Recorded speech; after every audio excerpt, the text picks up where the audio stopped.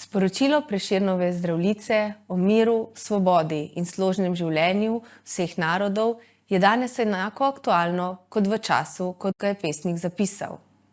Te ideje zdaj razumemo širše, tudi poslanstvo kulture in umetnosti je obsežnejše.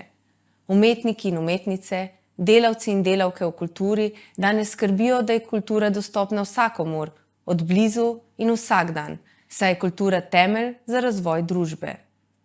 Kultura zagotavlja družbeno blaginjo, njen gospodarski doprinos je obsežen, njena izobraževalna vloga izjemnega pomena.